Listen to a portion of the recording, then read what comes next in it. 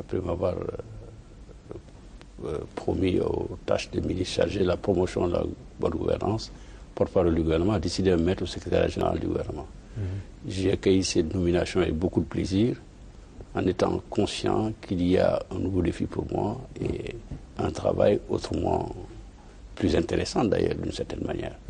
Quand je suis arrivé, je me suis rendu compte que c'était vraiment un endroit où je souhaite à chaque Sénégalais qui veut devenir ministre, s'il a la chance de passer là-bas, de dire Alhamdoulillahi Rabbil Alamin. C'est un poste qui est extrêmement important, surtout pour la personne qui y est, et ensuite pour la coordination de l'action gouvernementale. Absolument. On va y revenir. C'est quoi? C'est plus discret. Vous êtes aujourd'hui moins visible, mais très efficace certainement. Alors, pour le communicant que vous êtes, ça vous convient? Parfaitement. J'étais trop visible pendant 2 ans pratiquement. J'étais porte-parole du gouvernement. Je ne le regrette pas. J'ai dit à des amis que c'était une fonction que j'aimais beaucoup, mais que je redoutais en même temps. Autant je l'ai aimé, autant je l'ai redouté. Porte-parole là. C'est le porte-parole, c'est une fonction moderne qu'on a créée dans toutes les organisations aujourd'hui, qui sont des organisations d'envergure, mais vous êtes conscient également que vous n'avez droit à aucune erreur. Oui. Chaque fois que vous portez bien la parole, c'est votre parole. À la satisfaction de l'autorité, c'est votre parole. Mais une fois qu'il y a des erreurs, c'est votre parole personnelle que vous portez. C'est la règle du jeu. Et c'est tout à fait normal qu'il en soit ainsi. C'est pour ça que le porte-parole là a été institué d'ailleurs. Et c'est une très bonne chose. Je dois dire que je l'ai aimé parce que ça m'a permis également d'apprendre beaucoup de choses. Vous êtes en contact permanent avec tous vos collègues du gouvernement et vous apprenez beaucoup. J'ai envie de dire, porte-parole du gouvernement, ce que j'en retiens. J'ai retenu énormément de choses. Parfois même, il m'arrivait d'être assez bien informé des dossiers sectoriels parce que je prenais le soin d'appeler les collègues, d'être avec eux, de me faire expliquer des choses. Il m'est arrivé de le faire, par exemple, le ministre de l'Enseignement supérieur. Je le cite comme ça, il y en a d'autres. Oui. Pendant 2 heures de temps, rester dans son bureau à l'écouter. Pour prendre des éléments d'information. Tout à fait. Ouais. Vous anticipez sur les questions des journalistes, c'est normal. Vous devez être préparé. Vous devez répondre de façon exacte. Vous devez donner les faits. Vos opinions ne sont pas tellement importantes, ce que les journalistes parfois ne peuvent pas comprendre d'ailleurs. Il m'arrivait qu'un collègue sectoriel se prononce sur son secteur, disent des choses qui sont les choses exactes, des faits. Et quand le journaliste m'appelle pour me demander qu'est-ce que j'en pensais, je lui répondais souvent que ma pensée ni mon opinion n'était pas du tout importante. Ce qui était important plutôt, c'est le fait que le ministre a exposé et qu'il fallait s'en tenir aux faits. Voilà. D'accord. Mais c'est un boulot très très passionnant. Exaltant, mais redoutable quelque part. C'est pas pour effrayer mon jeune collègue Morim, qui le fait d'ailleurs merveilleusement bien, comme Serigne Mbaye Thiam que j'ai remplacé également le faisait très bien. C'est une confiance du président de la République pour être porte-parole. Et vous avez cette chance également, je le dis, c'est une chance de le voir toutes les semaines, au moins en audience, en tête-à-tête. Je peux me dire c'est un privilège, parce qu'à chaque fois que vous avez fini de rédiger le communiqué du Conseil des ministres, vous avez le plaisir d'être reçu par le président de la République, et c'est des moments d'échange qui fait parfois des moments qui font que certains d'ailleurs s'imaginent que vous êtes dans la proximité du président de la République, ce qui n'est pas du tout exact. Sauf que, bon, c'est une proximité imposée par vos fonctions. Absolument. C'est un jour, dans mon cas c'était le jeudi, maintenant c'est le mercredi, voilà. Mais ce n'est pas quand même plus prenant que le secrétariat général du gouvernement. Ici, vous coordonnez l'activité gouvernementale dans son ensemble. D'ailleurs, certains même disaient que M. Latif Coulibaly ne devait pas y être parce que ce n'est pas un haut fonctionnaire de l'État. Oui, je vais d'abord préciser que je ne coordonne pas l'action. Je suis le premier collaborateur du Premier ministre dans la fonction de coordination de l'action gouvernementale. Absolument. Dans cette fonction de coordination, vous avez la possibilité, la faculté, même le devoir, je dirais, de regarder tous les dossiers qui viennent des ministères passent par vous. Parce qu'on ne peut pas imaginer que le Premier ministre soit complètement envahi du dossier de cette nature. Il faut bien qu'il y ait des filtres et qu'on puisse orienter les choses en fonction des conseils techniques qui préparent les réponses et qui préparent les décisions du Premier ministre. C'est votre fonction.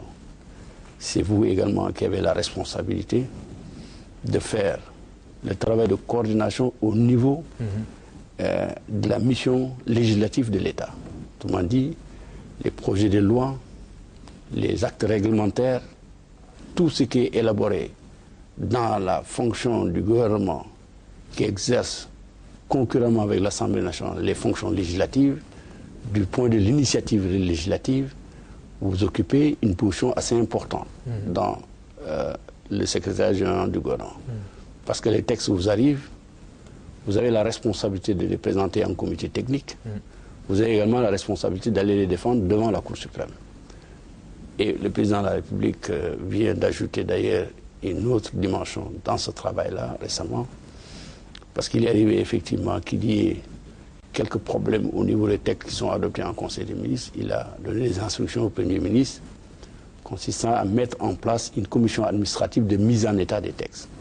Autrement dit, cette commission administrative travaille à rendre encore plus performants les textes qui sont préparés et à les mettre en état.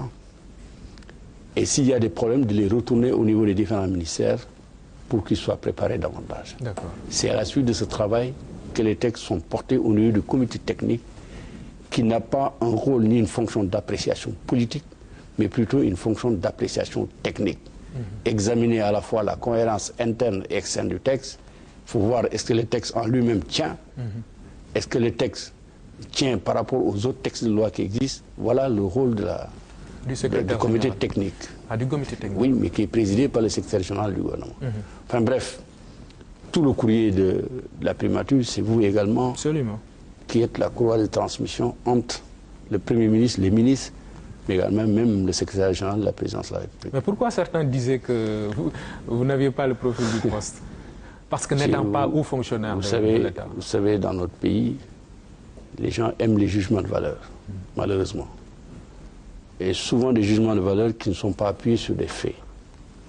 Il le disait, d'ailleurs l'argument que j'ai entendu, au moins de 2 analystes qui sont assez écoutés dans les presses et présents dans les médias, vous permettrez de ne pas les citer, ils se reconnaîtront dans ce que je dis. Ils ont prétendu que je n'avais pas une connaissance de l'État. Autrement dit, la connaissance de l'État qui me manquait faisait que je ne pouvais pas être secrétaire général du gouvernement. Mais enfin, c'est la preuve que même ils ne comprennent pas vraiment ce qu'est cette charge-là. Mais enfin, j'ai lu sous la plume d'un historien français qui est spécialiste des questions américaines, notamment de la présidence des États-Unis, qui a dit un jour, quand Barack Obama est arrivé, un journaliste l'interrogeait. Il disait, mais aux États-Unis, il y a quelque chose de curieux quand même. Quand le président arrive, il balaye à peu près 2000 fonctionnaires et arrive avec 2000 autres qui sont tous du privé. Est-ce que ce n'est pas un handicap par rapport à l'action que le président doit conduire? Je cite ce cas parce que simplement la réponse qu'il donne me paraît très pertinente par rapport à mon cas personnel. Il dit, la connaissance de l'État n'est pas une donnée fondamentale. Ce qui est important pour un haut responsable de ce niveau, c'est d'avoir le sens de l'État.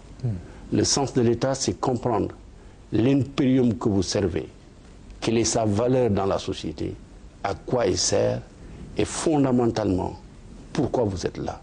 Si vous avez le sens de l'État, vous avez immédiatement une connaissance de l'État parce que vous savez respecter les fonctionnaires avec qui vous travaillez et qui, depuis des listes, sont là. Le respect de ces fonctionnaires, la retenue et la mesure, c'est ça, le sens de l'État. Et avoir le sens de l'État vous permet d'être partout. Ces raisonnements, si on le tient, un avocat ne peut pas être président de la République parce qu'il n'a jamais eu connaissance de l'État. Si on retient ces raisonnements, avant de devenir ministre, on devrait être avant fonctionnaire. Absolument. Vous voyez, c'est tellement incohérent de prendre des choses pareilles. Mais enfin, et en plus... Vous n'êtes pas que journaliste, vous êtes juriste, non? Enfin, quand j'ai lu d'ailleurs le décret qui me nomme, le président a tenu à mettre juriste. Oui. Quand je suis un docteur en communication, professeur d'université, je l'ai été. Enfin, je n'avais pas le grade de professeur. J'ai eu une expérience quand même depuis de 25 ans dans le privé, où j'ai eu à diriger des gens. La responsabilité dont nous avons fait preuve dans ces structures privées nous a servi. Et en plus, j'ai fait quand même des études de droit. Je sais ce qu'est un acte réglementaire. Je sais distinguer dans la hiérarchie les normes de droit. Je connais bien la fonction publique pour l'avoir étudiée en 3e, en 4e année. Ce n'est pas des choses ou l'administration qui sont à négliger de ce point de vue-là. Absolument. Voilà.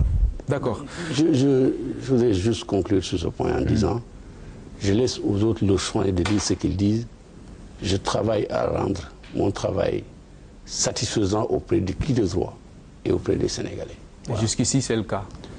Demandez aux fonctionnaires qui sont avec moi et au Premier ministre pour savoir si je suis à la hauteur de ce qu'on m'a confié. En tout cas, ce changement est intervenu au lendemain des élections locales.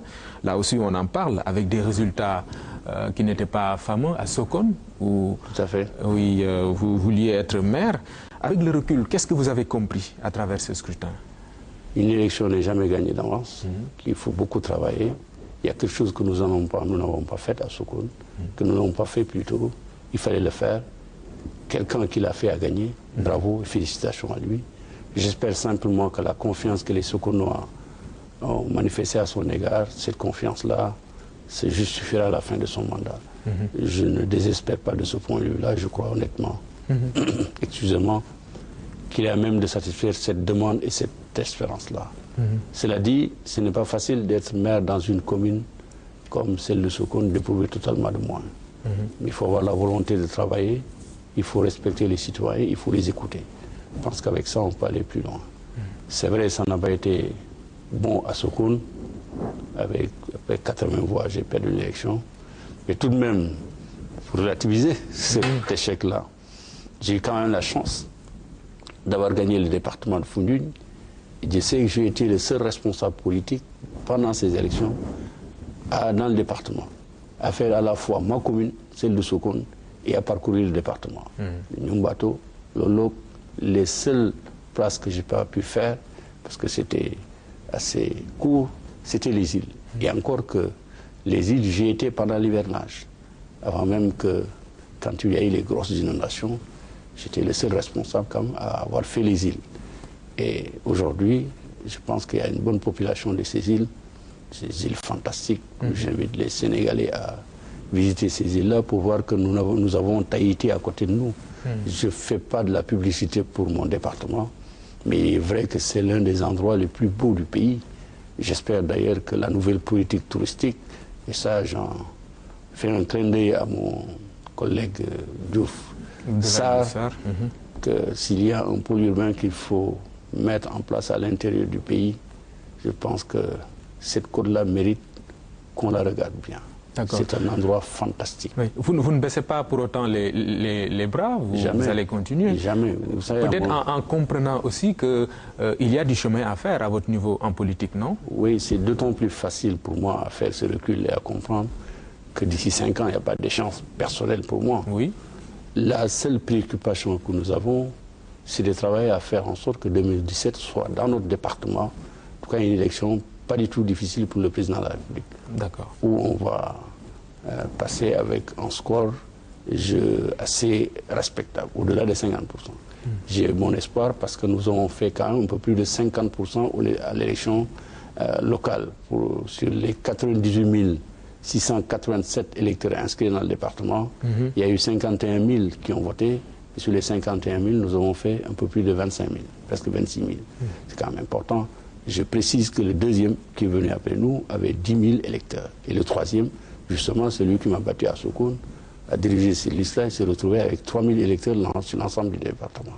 Cela veut dire simplement que si les électeurs de Sokone m'ont dit non, c'est du département quand même, on dit oui. Tout au moins à notre alliance et au président de la République.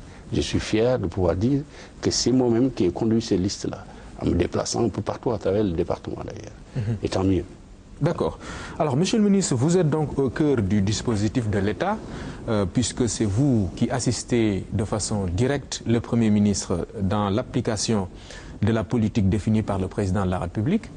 Et dans la mise en œuvre justement de cette politique, des projets, il y a parfois beaucoup de commentaires sur la cadence hein, qui est devenu d'ailleurs un terme consacré, ou le rythme de mise en œuvre de ces projets. Alors, que répondre